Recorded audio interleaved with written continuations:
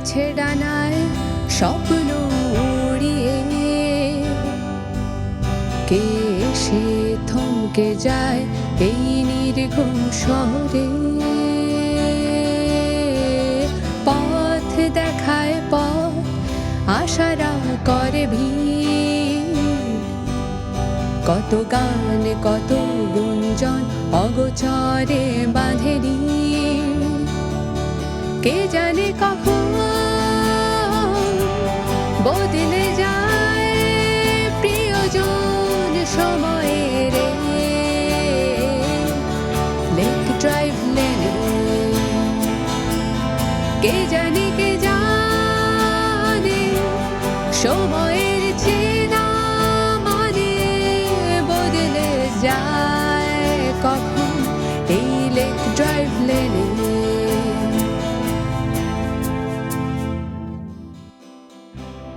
একদম ঠিক কথা বলেছেন, আমি আপনার ব্যাকআপ। এনিওয়ে, কিন্তু কোনো ক্রমে যদি আমার মনে না হয় যে আমি আপনাকে ব্যাকআপ দেব না, তাহলে আপনার ব্যাকআপটা কে? কে বলুন, চুপ করে আছেন কেন? না মানে আমি আপনার কাজ করে দিচ্ছি, আপনি আমাকে ব্যাকআপ দেবেন না কেন? রিপোর্ট দিয়েছে। হ্যাঁ, রিপোর্টটা কি? যে মানে রিপোর্টে হ্যাঁ, কি বলেছে?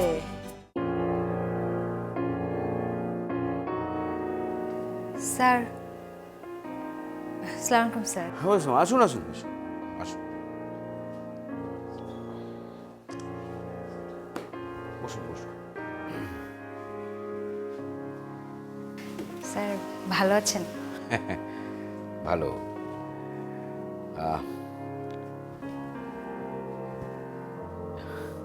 এখানে এসে বাবার কথা খুব মনে পড়ছে, তাই না? জি স্যার, ওনার কথা খুবই মনে পড়ছে। স্যার ছিলেন একদমই আমার বাবার মতো। বাবা খুব সৌভাগ্যবান যে ওনার সাথে আপনার মতন একজন মানুষকে উনি পেয়েছিলেন। না স্যার, আমি সৌভাগ্যবান যে আমি ওনার মতো এরকম একজন মানুষের এত কাছাকাছি যেতে পেরেছিলাম। ইনফ্যাক্ট সব মানুষই তো একদিন চলে যায়, শুধু স্মৃতিগুলোই থাকে, আর ওই স্মৃতিগুলো নিয়েই আমরা সবাই বাঁচি। এই নির্মম সত্যিটা মানুষ মানতে চায় না।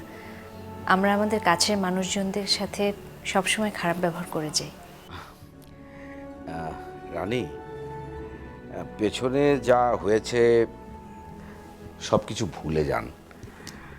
আমি আবার নতুন করে কাজ শুরু করতে চাইছি। ইনফ্যাক্ট আমি শুরু করেছি। এখন আমার এই নতুন কাজের ক্ষেত্রে আশা করি আপনাদের সবাইকে আমি সাথে পাবো। স্যার অবশ্যই পাবেন। আমি আবির ভাইয়ের সাথে কথা বলেছি, আমি আপনার সাথে আছি। ঠিক আছে, থ্যাংক ইউ। আপনার ফাউন্ডেশনের কাজ কেমন চলছে? স্যার আমরা ওই বন্যাপীড়িত অঞ্চলের 5টা স্কুলকে রেনোভেট করার চিন্তা করছি। এ তো খুবই ভালো একটা কাজ। জি স্যার, আমাদের কিছু ডোনেশন দরকার ছিল। নিশ্চয়ই, আমি ডোনেশন দিয়ে দেবো। স্যার আমরা আসলে মানে একটু বাইরের ডোনেশনের কথা চিন্তা করছিলাম। বাইরের ডোনেট যদি হয় তাহলে আমাদের পরিধিটা একটু বাড়ে। ঠিক আছে, এক কাজ করা যায়, আমি আমার কিছু বন্ধুবান্ধবকে বলে দিতে পারি, ওরা আপনাকে নিয়মিতভাবে ডোনেট করে যাবে। আপনাকে যে কাজের জন্য আমি ডেকেছি সেটা বাবার একটা অসমাপ্ত কাজ আপনাকে শেষ করতে হবে। স্যারের বায়োগ্রাফি? এক্স্যাক্টলি। বাবা বায়োগ্রাফি লেখার কাজটা শেষ করে যেতে পারেনি, কিন্তু আমি মনে করি যে আপনি হচ্ছেন যোগ্য মানুষ যে কাজটা শেষ করতে পারবে। কিন্তু স্যারের অবর্তমানে স্যারের জীবনের কথা লেখাটা খুব কষ্টকর হবে। রাইট, সেটা হবে, কিন্তু এবার আপনি আমাদের চোখ দিয়ে বাবাকে দেখবেন। মানে আমি, বিবি, আবির, এশা, মৌ, এরা বাবাকে কিভাবে পেয়েছে বাবাকে কেমন করে দেখেছে, কি চোখে দেখেছে, এটা আপনি লিখতে পারেন। আর একটা ডায়েরি আছে, এটা আপনার কাজে দেবে। আর মার কিছু লেখা আছে একটা ডায়েরিতে, ওটা আমি আপনাকে দিয়ে দেবো। এবং আমার নিজেরও কিছু কালেকশন আছে, ওখান থেকে আপনি যদি দেখেন, একটু পড়েন, তাহলে আশা করি কাজটা আপনার জন্য খুবই ইজি হয়ে যাবে। স্যার আমাকে এত বড় একটা কাজ দিচ্ছেন, আমি কি পারবো? নিশ্চয়ই পারবেন। আমি মনে করি বাবা মানুষ চিনতে কখনো ভুল করেনি। বাবা একদম ঠিক মানুষটাকেই তার পাশে নির্বাচন করেছিলেন। ঠিক আছে স্যার, থ্যাংক ইউ, আমি আসি। You welcome.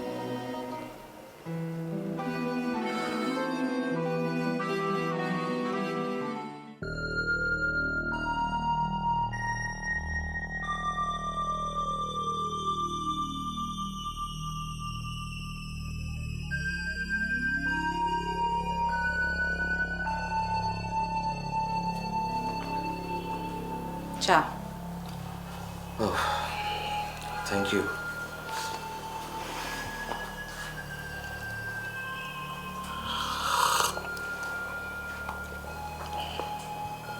কি হয়েছে তোমার?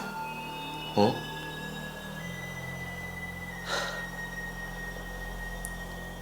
বাইরে যাবে? হুম। তোমার চায়ে চিনি হয়েছে? হুম।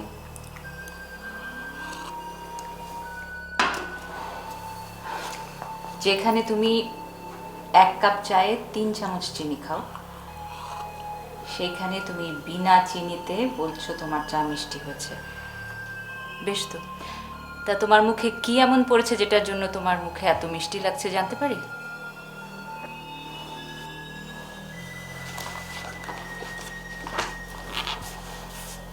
তোমার কথাটা আমি ঠিক বুঝতে পারলাম না, কি বলছো?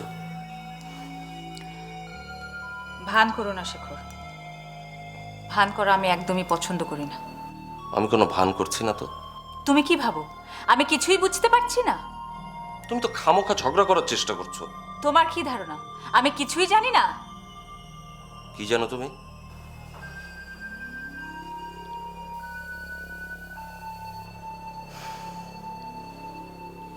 তুমি রানীর এক্স হাজব্যান্ড। কে বলেছে তোমাকে? যেই বলুক, কথা সত্য কিনা সেটা বলো। তুমি তাহলে তোমার ওই মেসেঞ্জারকে গিয়ে জিজ্ঞেস করো কথাটা সত্যি কি মিথ্যা। আমাকে কেন জিজ্ঞাসা করছো? তুমি আমার কাছে লুকালে কেন?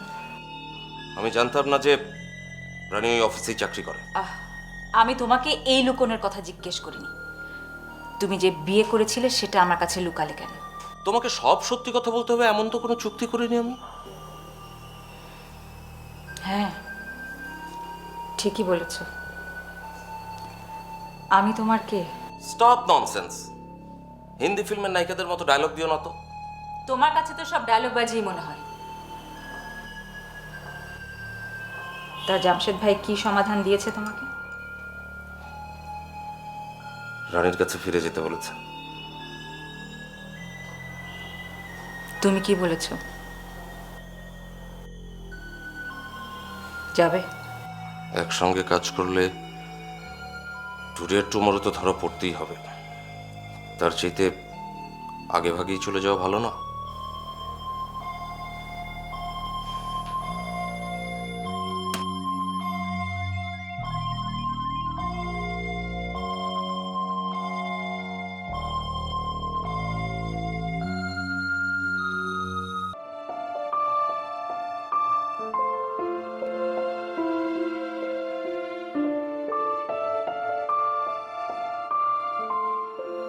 ভাইয়া দেখেছো? আয় বস বস।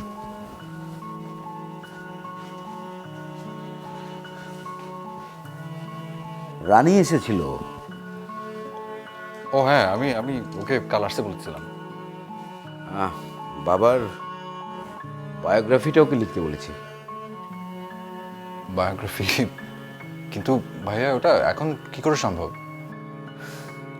সম্ভব, ওই বাবার একটা ডায়েরি, মায়ের লেখা একটা ডায়েরি আছে আমার কাছে, সেটা আর আমার নিজের লেখা কিছু কাগজপত্র আছে বাবার স্মৃতি নিয়ে, সেগুলো ওকে দিলে ও আমাদের দৃষ্টিতে বাবাকে দেখবে এবং লিখবে, তাহলেই হবে।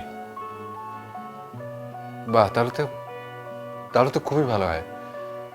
আমাদের চোখে দেখা বড় পাপা হবে পাঠকদের জন্য অন্যরকম বড় পাপা। তুমি খুবই ভালো একটা ডিসিশন নিয়েছো ভাইয়া। হ্যাঁ, আচ্ছা এবার ব্যবসা বাণিজ্যের কথা বলতো দেখি, শুনি। ওই যে আমরা 5 স্টার হোটেলের প্রজেক্টে হাত দিতে যাচ্ছি। আমি শুনেছি, বিবি আমাকে বলেছে। তা প্রজেক্টে কত দূর? আমি ওদেরকে বলেছি যে আমরা যতটুকু ইনভেস্ট করব শুধু ততটুকুই প্রফিট, মানে শুধুমাত্র আমাদের। আর নাবিলা আর সাইফ ওদের প্রফিট ওরা ওই বিদেশি ফ্র্যাঞ্চাইজিদের কাছ থেকে নিয়ে নেবে। বাহ, তুই তো দেখছি একেবারে ভালো বিজনেস শিখে গেলি। হ্যাঁ, তুই এত দ্রুত সমস্ত কিছু এগুলো তোর মাথায় এলো কি করে রে? জানি না, হঠাৎ করে হয়তো ওই ব্যবসায়ী রক্ত মাথা চাড়া দিয়ে উঠেছে, জমিদারি ব্লু ব্লাডের মতো। তাহলে তো দেখা যাচ্ছে তুই অফিসটা ভালোই চালাতে পারবি, আমাকে আর কষ্ট করতে হবে না। জি না, তোমাকে অফিসে আসতে হবে, কারণ তুমি না গেলে কিচ্ছু হবে না। আচ্ছা যাবো একদিন, চিন্তা করিস না। আর ভাইয়া, তুমি সৃষ্টি প্রজেক্টটা আবার ডিল করো না। কিন্তু আমি তো আমি কোনো কথা শুনবো না। ওকে, আমি নিজে দায়িত্ব নিয়ে কিছু কাজ করেছি, আর আমি ম্যানেজারকে সব বলে দিয়েছি। ও তোমাকে নিয়ে যাবে, সব দেখাবে। তোমার যদি মনে হয় যে প্রজেক্টের কোনো কিছু তুমি চেঞ্জ করে নিও। আচ্ছা ঠিক আছে, ম্যানেজারকে কাল সকালে পাঠিয়ে দিস। ওকে। আর ভাইয়া, ওই ওসমান সাহেবকে গুলি করা হয়েছে শুনেছো? হ্যাঁ শুনেছি। আচ্ছা বলতো কে গুলি করতে পারে? জানি না, এখনো ক্লিয়ার না কোনো কিছু। ডেফিনেটলি কোনো একটা ঝামেলা আছে। তুই কি বের হবি? হ্যাঁ, বেরোবো, অফিসে যাবো। তাহলে যাওয়ার সময় আমাকে একটু থানায় নামিয়ে দিয়ে যাবে, আমি একটু অফিসারের সঙ্গে দেখা করব। থানায় যাবে মানে? কি হচ্ছে, কোনো প্রবলেম? আরে না রে বাবা, এত দুশ্চিন্তা করিস না, আমি সময় মতো তোদের সবাইকে সব কিছু বলবো। আচ্ছা ঠিক আছে, আমি এখন চেঞ্জ করে আসছি।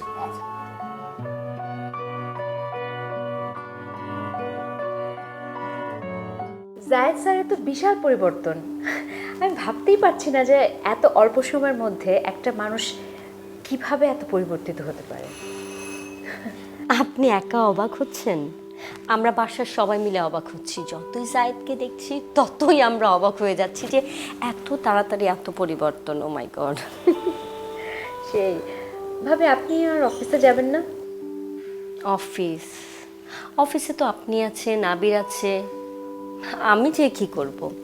আসলে আমি রায়সা, তারপর বাসার রান্না বান্না বাসায় দেখছি, এটাই আমার ভালো লাগে। আমি খুব সিম্পল। আমরা কিন্তু আপনাকে অনেক মিস করি। আমাকে মিস করো? ঠিক আছে, মিস করেন যখনই মনে হবে বাসায় চলে আসবেন। আপনি তো আমাদের এখন খুব কাছের মানুষ। আপনি আমাকে তুমি করে বলবেন। আমি হুট করে তুমি করবে বলতে পারি না, যেহেতু আমি আপনি দিয়ে স্টার্ট করেছি, তবে আমি ট্রাই করব। আচ্ছা ঠিক আছে। স্যার মানে জায়েদ স্যার তো আমাকে আবার নতুন করে পুরনো একটা দায়িত্ব দিয়েছেন। Very good. অটোবায়োগ্রাফি না? আপনি জানেন? হ্যাঁ আমি জানি, জায়েদ তো কালই আমাকে বলল। হ্যাঁ, স্যার নেই। স্যারের অটোবায়োগ্রাফিটা এখন লেখা আমার জন্য খুবই চ্যালেঞ্জিং হবে। চ্যালেঞ্জিং, বাট আমার মনে হয় আপনি পারবেন, অবশ্যই পারবেন। আপনারা সবাই যদি সহযোগিতা করেন, মানে এই লেখাটা লিখতে গেলে আপনাদের সবার সহযোগিতা আমার অনেক বেশি দরকার হবে। আমরা বাসার সবাই মিলে আপনাকে সহযোগিতা করব, তাও আপনি কাজটা করেন। স্যারের সাথে আপনার সম্পর্কটা কেমন ছিল? স্যার কি বলতেন, কি করতেন, মানে সব কিছু আমি আপনাদের কাছ থেকে শুনতে চাই। আমি এইসব ছোট ছোট ঘটনাটা দিয়েই অটোবায়োগ্রাফিটা শেষ করতে চাই। আসলে বাবার এত স্মৃতি, আমি কোনটা রেখে কোনটা বলবো। বাবা আসলে আমাকে খুব আদর করতো তো। হ্যাঁ, তবে আপনি আরেকদিন সময় করে আসেন, আমি মৌ, তারপর রাইসাও থাকবে, সবাই মিলে আপনাকে অনেক অনেক গল্প বলবো বাবার। ঠিক আছে? সব কিছু বলবেন, আমি সব লিখে নেব। ঠিক আছে। আচ্ছা তাহলে আসি। কেন, খেয়ে যান দুপুরে? এখন না ভাবি। এরপর দিন আসবো যখন, তখন নিশ্চয়ই খাবো। ঠিক আছে।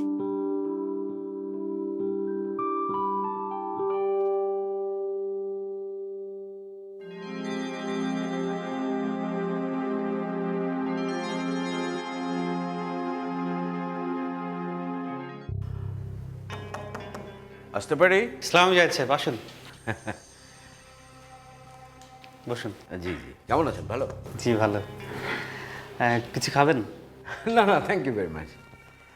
আপনি তো অনেক চেঞ্জ হয়ে গেছেন। তাই নাকি? ওই হলাম আর কি একটু। আপনার ব্যবহারে অনেক পরিবর্তন এসেছে। আগে তো অনেক হট হেডেড থাকতেন। তাই নাকি? ছিলাম নাকি এরকম? হ্যাঁ, ছিলেন মানে যে রাগ ছিল আপনার। আসলে সময়ই মানুষকে বদলে দেয়। এনিওয়ে, আমার আগের সমস্ত কর্মকাণ্ডের জন্য আমি দুঃখিত। না না, আমি কিছু মনে করিনি, এরকম হয়। আমি আজকে এসেছি আপনার কাছে একটা হেল্পের জন্যে। হোপ আপনি আমাকে হেল্প করবেন। অবশ্যই, সাধ্যের মধ্যে হলে অবশ্যই করব। ওসমান সাহেবের বিষয়টা। বুঝেছি, আবির সাহেবও আমাকে একই প্রশ্ন করেছিলেন। তো আপনার কি মনে হয়? আমার কাছে অনেক কিছুই মনে হয়, আবার কিছুই মনে হয় না। আচ্ছা, আসলে কি এটা অ্যাক্সিডেন্ট ছিল? তাহলে কে করালো, কেন করালো? আমার কাছে মনে হয় না। তাহলে আপনারা কোনো ইনিশিয়েটিভ নিচ্ছেন না কেন? সুমনকে আমরা জিজ্ঞাসাবাদ করেছিলাম। সুমন আমাদেরকে জানিয়েছে রাশেক সাহেব, মানে আপনার বন্ধু উকিল রাশেক সাহেব, সুমনকে টাকা দিয়েছিল একজনকে গুলি করে হত্যা করার জন্য। ওরা সেই কাজ করতেই গিয়েছিল, তারপরে টিক্কা গ্রুপের সঙ্গে ওদের সংঘর্ষ বেঁধে যায়। হ্যাঁ, তাহলে রাশেককে অ্যারেস্ট করছেন না কেন? সুমনের কথার মধ্যে কোনো প্রমাণ নেই, আর তাছাড়া তথ্য প্রমাণ ছাড়া আমরা কাউকে গ্রেপ্তার করতে পারি না, কোনো মামলাও হয়নি। কিন্তু একটা মানুষ তো খুন হয়েছে। হ্যাঁ, 18 বছরের একটি ছেলে মারা গেছে, শামসুর গ্যাংয়ের, মানে এই মুহূর্তে সুমনের গ্যাংয়ের। কিন্তু কেউ তো মামলা করেনি। পুলিশ অবশ্য বাদী হয়ে একটা মামলা করেছে, এইটুকুই। আচ্ছা, তাহলে আজকে আমি আসি। Thank you for your cooperation. আচ্ছা, পরবর্তী সময় আসার দরকার হলে কষ্ট করে আসতে হবে না থানায়, আমাকে ফোন করবেন, আমি সময় করে চলে যাব। তাহলে তো খুবই ভালো হয়। ওকে, থ্যাংক ইউ, সি ইউ।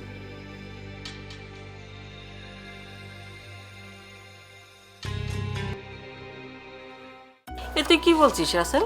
কেন মা, খারাপ কি বলেছি? না তবুও আমার জন্য কেমন লাগছে রে। এখানে কেমনের কোনো কারবার নেই মা, শুধু লাভ আর লাভ। কিন্তু তুই যে বিজনেস করবি, এত টাকা কোথায় পাবি? কেন, রানী টাকা দিবে? রানী টাকা দেবে? তো তুই রানীর কাছে বল। কি বলবে মা আমাকে? না মানে ওই রাসেল, মানে ওই আচ্ছা মা, তুমি থাম, আমি বলছি। শোন, আমি ব্যবসা করব, কিসের ব্যবসা? ওষুধের ব্যবসা করব। ওষুধ? তুই ওষুধের কি বুঝিস? আরে আপু, আমি ওষুধের ব্যবসা অনেক ভালো বুঝি। মিটপুর থেকে মাল তুলবো আর সব দোকানে দোকানে সাপ্লাই করব, তারপর শুধু কমিশন আর কমিশন। আর ধর বাই চান্স যদি বুঝি যে কোনো ওষুধ মার্কেট আউট হয়ে যাইতেছে, তাহলে তো ধর পুরাই বাম্পার। ওই ওষুধ স্টক করবো আর পরে আস্তে আস্তে সব বিক্রি করবো। কি বলিস? আর হাজার হাজার মানুষকে মারবি? উফ আপু, কিসের মধ্যে কি বলিস? আমি তো ব্যবসার কথা বলছি। আজকাল সবাই এসব করে। সবাই চুরি করলে তুইও করবি। অবশ্য তুই করলেও করতে পারিস, তুই তো জেল খাটা দাগিয়ে আসামি। মা দেখো, দেখো কি বলছে আপু। আচ্ছা, ছেলেটা তো কিছু করতে চাচ্ছে রানী, করতে দে না। করতে চাইলে করুক, আমাকে জিজ্ঞেস করে কেন? তো ব্যবসা করতে টাকা লাগবে না? জোগাড় কর। আমি টাকা কোত্থেকে জোগাড় করবো? তুই আমাকে টাকা দিবি। কি? তোকে টাকা দেব আমি ব্যবসা করার জন্য? আচ্ছা, এমন আটকে উঠিস কেন বলতো? আমি তো তোর কাছে সব টাকা চাইনি, তুই আমাকে 10 লাখ টাকা দিবি। 10 লাখ টাকা? আমি তোকে ব্যবসা করার জন্য 10 লাখ টাকা দেব? মানে এটা তুই ভাবলি কিভাবে? হ্যাঁ আপু, এতে ভাবা ভাবির কি আছে? ভাই বোন একজন আরেকজনকে কত কিছু দেয় না। তুই সারাটা জীবন আমার জন্য কি করেছিস, কি দিয়েছিস আমাকে যন্ত্রণা ছাড়া? আহা আপু, তুই রেগে যাচ্ছিস কেন? আচ্ছা ঠিক আছে, তুই এক কাজ কর, তুই আমাকে 10 লাখ টাকা ধার দে, যা। আমি তোকে 10 পয়সাও দেবো না। মা দেখেছো কি বলে? আহা, ও তো কিছু করতে চায়, করুক না। মা, রাসেলকে টাকা দেয়া আর পানিতে টাকা ফেলা এক কথা, সব টাকা উড়িয়ে ফেলবে। তারপর কিছুদিন পর ওখানে একটা গন্ডগোল পাকিয়ে আবার জেলে যাবে। দিবি না দিস না, ব্লেম দিস না। আচ্ছা হয়েছে, চুপ কর। হলো তো, এখন ঝগড়াঝাটি বাদ দে তোরা, চুপ। তুই এত কোটি কোটি টাকার মালিক হলি, আর ভাইয়ের জন্য তোর কোনো দায়িত্ব কর্তব্য নেই? ভাইয়ের জন্য তুই কিছুই করবি না? আমার এখানে চাকরি কর, এটুকুই করতে পারি তোর জন্য। দেখলে মা, এভাবে হবে? আবুটা না কিপটে হয়ে গেছে। মানুষের না বেশি টাকা হলে মানুষের আত্মা ছোট হয়ে যায়, ওর হয়েছে তাই।